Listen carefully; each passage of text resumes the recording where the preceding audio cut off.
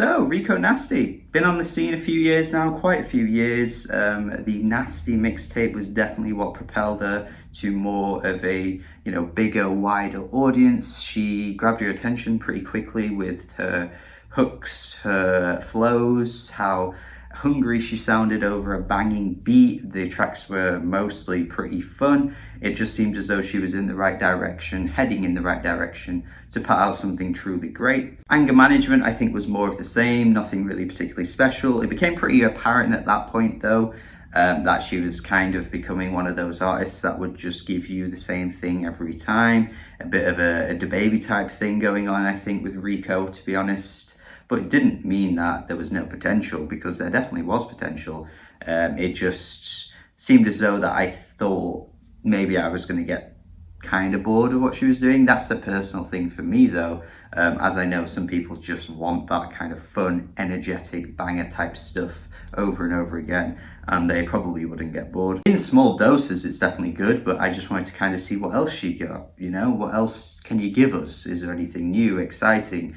And we do have the debut album. It's a bit of a weird thing at the moment with rappers who have been on the scene quite a few years, and then you don't think about them having a debut album, but then it's like, no, they've been dropping mixtapes and now this is the official album. It's kind of a weird concept, but it makes sense when, mixtapes have been quite a big thing for rappers for many years now. Perhaps this is just me, but this is like a really bad album, to be honest. Like, I don't want to sound like I'm being too harsh, but I'm really not enjoying this at all.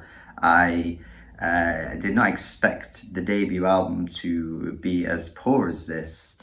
I'm kind of shocked. I can kind of see the appeal to a lot of these tracks, but they, for the most part, just tend to really annoy me. Like, that's kind of what this album is at its worst. It annoys me, and there's not really a huge amount to say about that. I think something like this could go either way. You could, enjoy it for what it is, find it to be a lot of fun. But for me personally, this just actually really gets on my nerves. Firstly, I want to talk about the beats. Now, this isn't a long album or anything, but there's a lot of tracks. There's a healthy amount of tracks to cover 37 minutes. And I've got to say, maybe my ears are broken, but there is really very little separating many of these tracks. The beats, for the most part, are almost identical. It's just, high, heavy bass just turned up with the kind of same booms that pop in and out. Pretty standard trapped kind of beats going on here. I'm impressed at the lack of versatility, especially considering it is a debut album and there really isn't a lot separating these tracks. What I can say about one track being bad, I could repeat 5 or 6 times across the track list and the same critiques would apply. It's that derivative throughout, to be honest. I will say that the opening track is fine. It doesn't really set up the tone of the album, because I don't think this is one of the more annoying ones. But it's just like really nondescript. I mean, Rico doesn't impress me here with her rapping at all. The beat is pretty so-so. It actually starts off in a way that reminds me of an Ashniko song. She started getting pretty big at the moment. I haven't heard many of her tracks, but the ones I have, the way she kind of comes on the beat, Rico comes on the beat on this track, reminds me a little bit of something Ashniko would do. Lyrically, whatever, nothing standing out. Throughout this album, actually, more bad lyrics stand out than good ones, which really is not a good thing for, again, a debut album, and even just someone that was up and coming on the rise.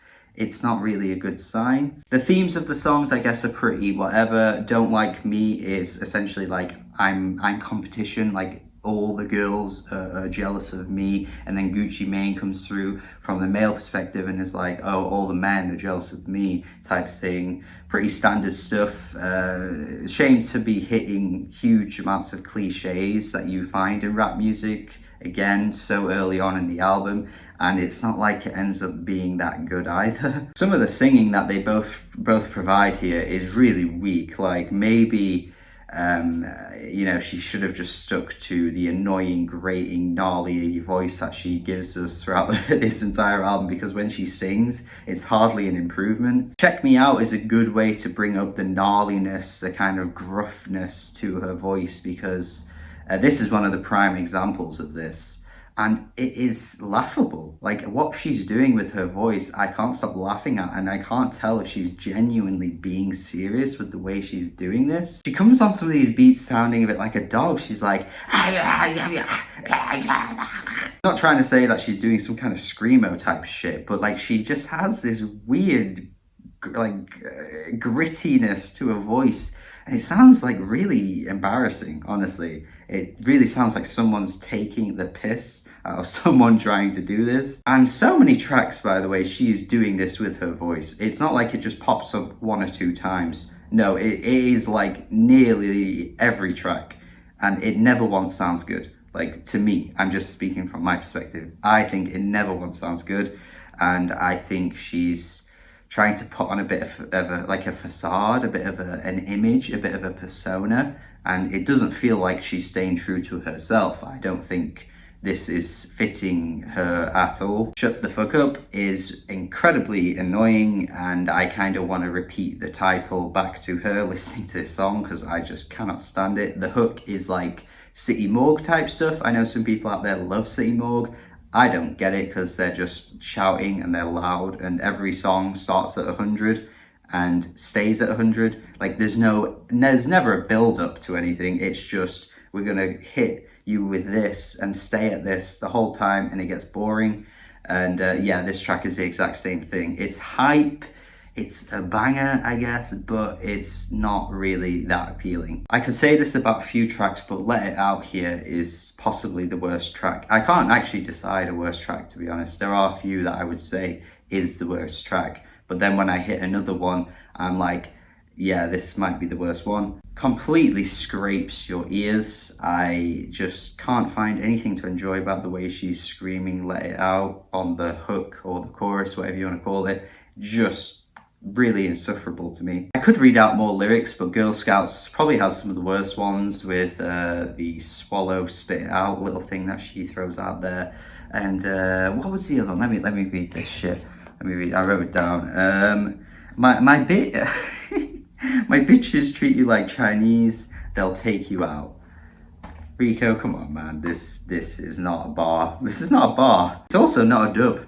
No dubs handing out to you. Not a dub. Not a win. No, none for you. Pussy Poppin' goes for the overtly sexual type stuff that I think a lot of female rappers are going for these days. Not to say that male rappers don't, but I feel like when female rappers do it, it's like really in your face, and tracks like this just don't interest me. I would say the exact same if a male was rapping about their penis for a whole song. My critiques would be the exact same. This is not a gender thing, and a lot of people turn it into a gender thing, but I don't really get it, because again, regardless of who you are, I would still say that rapping about your genitals, your area, your personal parts, it isn't good. Doesn't sound good. One of the more decent tracks for me though is Back and Forth, which features Amine, which I am generally quite a big fan of Amine, to be fair. I think he puts out some really good music. He's never put out an album that I absolutely love, but I do think he is talented and I enjoy what he does. And this track is just way more chill in tone. I guess with him being the feature, maybe she was, trying to cater it towards him as a feature. Not that he can't be hype or he can't give you bangers or anything, because he did that Disclosure track earlier in this year and that is a big banger. But for this album, the tone, it is kind of a bit out of place. It's a typical like guy-girl dynamic. Obviously Amine offering the guy's perspective, Rico offering the girl's perspective, but it's a pretty solid track actually. I think the beat on this one is one of the better ones. It's interesting that they've taken this approach, because again, a lot of these tracks are way more harder in their tone, and it's interesting how one of the softer tracks ends up being one of the better ones. Towards the end, we do get a string of tracks that just don't really do that much, really. I guess she's just repeating what she's already done across some of the other tracks. They're not as distinct or memorable though. Maybe that's a good thing though, because some of the memorable tracks just are really quite bad to me, so maybe that's not a terrible thing. But then I'm quickly ready to turn it off once I hit Smack a Bitch. This track's just so ugly to me.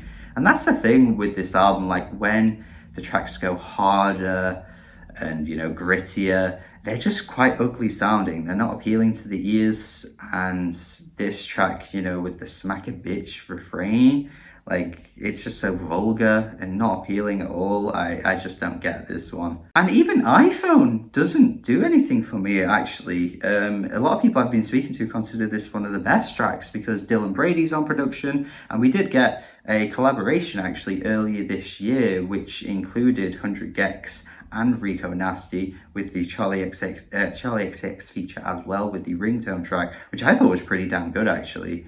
But this collaboration here, I just don't get what they're trying to go for here. Everything just sounds irritating, the vocals, and then the clashing beat, the synths are just smashing each other. It's very much 100 Gex, but I just don't know if Rico is pulling it off, to be honest, and it just ends up again being a pretty irritating moment for me. So yeah, I guess I wasn't really anticipating such a negative review. Obviously, I speak how I feel generally, so I'm not going to just pretend that, you know, I like it or I'm going to lie about my opinion or anything like that.